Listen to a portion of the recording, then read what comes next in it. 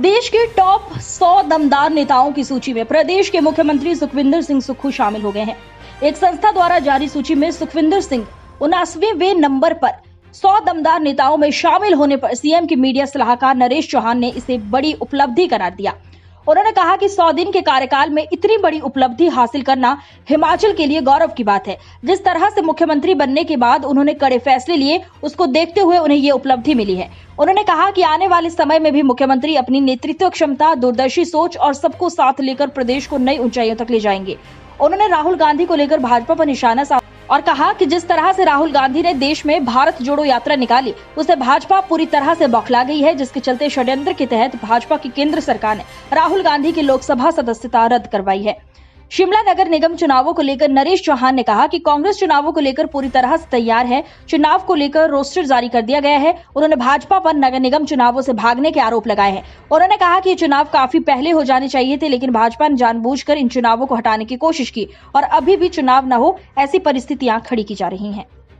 ये अपने आप में एक बहुत बड़ी उपलब्धि माननीय मुख्यमंत्री जी की, कांग्रेस सरकार के लिए है। मैं इसके लिए माननीय मुख्यमंत्री जी को बधाई देता हूँ कि आपका 100 दिन का कार्यकाल, पहली बार आप मुख्यमंत्री बने और उसके बावजूद इन 100 दिनों में आपके जो फैसले लेने की जो आपकी सोच है, या जो आपने बजट के अंदर जो दिखाया कि किस प्रकार का प्रदेश का अगला बजट होगा और हिमाचल प्रदेश अगले 10 सालों के लिए आपने जो एक रोड मैप तैयार करने की जो कोशिश की, उसके लिए इन सब फैसलों को देखते हुए मुझे लगता है कि ये चीज़ें रही होगी निश्चित तौर पे उसमें पैमाना कि आप में फैसले लेने की एक लीडरशिप है। और उसके अलावा जो आपके विज़न है प्रदेश के लिए, चाहे वो ग्रीन हिमाचल प्रदेश की बात करें, सोलर ऊर्जा में जाने की बात करें या इलेक्ट्रिक वाहन की तरफ जाने की बात करें, जिस तरह से मुख्यमंत्री ने ये इनिशिएट किया है वो पूरे देश के अंदर अपने आप में एक आइकॉन बने इस बात को लेके। और एक बहुत प्रेस्टिजियस ग्रुप जो है इंडियन एक्सप्रेस ग्रुप ने जिस प्रकार से जो सर्वे किए होंगे, उनका जो भी तरीका रहा होगा, उसमें 100 लोगों का एक powerful people of the country, 100 लोग, उसमें 79th पोजीशन में हमारे मुख्यमंत्री जी को, प्रदेश के माननीय ठाकुर सुखविंदर सिंह सुक्खू जी को उन्होंने स्थान दिया है।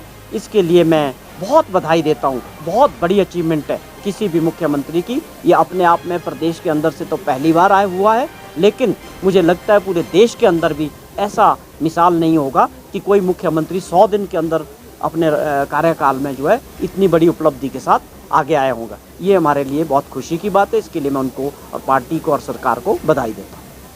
को इसके पीछे जो राजनीतिक कारण है वो समझने का प्रयास है। पूरी तरह से ये राजनीतिक दृष्टि से सब कुछ हुआ है। और जो सरकार देश की है, जो अहम में चल रही है, अहंकार में है, जो दबाने का प्रयास किया जा रहा है, उसमें जितनी भी एजेंसीज है देश के अंदर, उनका मिसयूज़ हो रहा है। ये कोई नई बात तो है नहीं।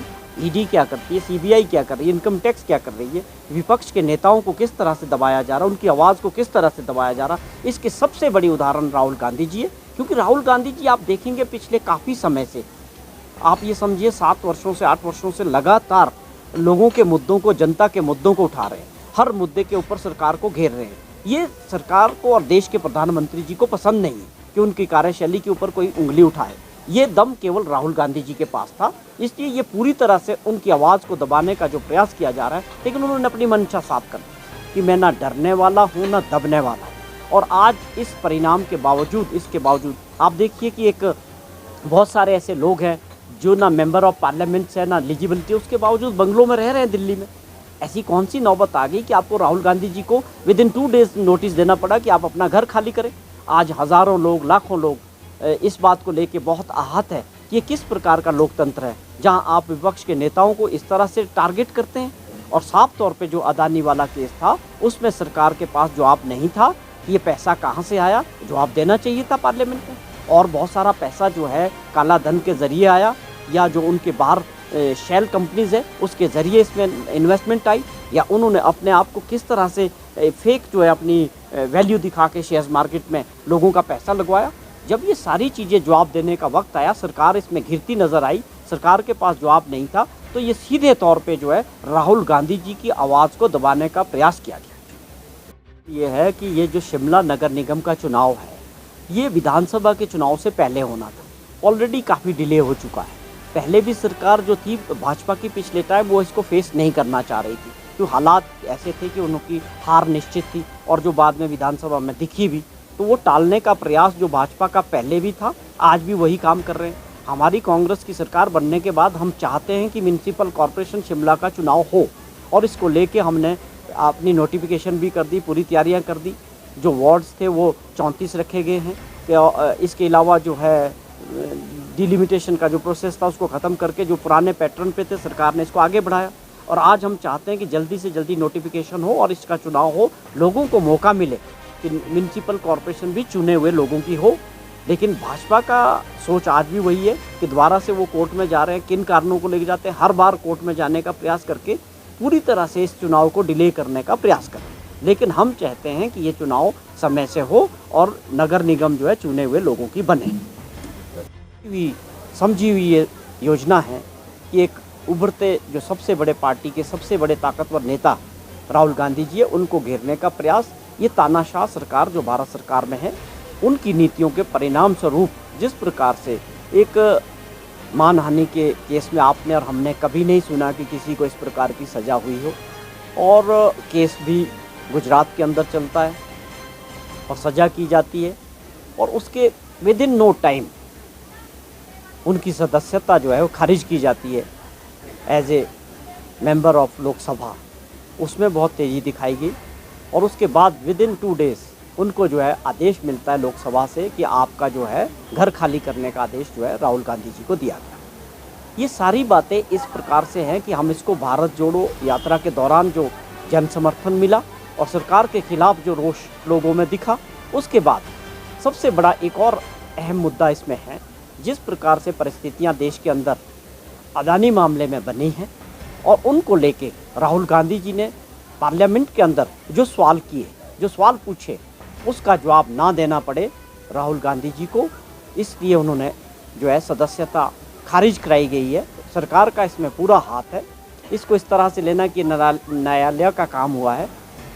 प्रदेश की और देश की जनता अच्छी तरह से समझती है कि इसके पीछे कौन लोग हैं, कौन सी ताकत है, क्यों ये फैसले हो रहे हैं। राहुल गांधी जी को रोकने का काम लोकतंत्र में और लोकसभा के अंदर जो प्रश्न उन्होंने पूछे अदानी को लेके कि 20,000 करोड़ रुपया जो है ये किसका है, कहाँ से आया, और बहुत बड़े सवाल थे कि जिस प्रकार से अदानी मामले में देश के अंदर लाखों करोड़ रुपया लोगों का, बैंकों का, LIC का और लोगों का, इन्वेस्टर्स का डूबा, तो उसको जानने का अधिकार विपक्ष के नेता के नाते राहुल गांधी जी के जो सवाल थे उनसे बचने का ये पूरा प्रयास सरकार का था।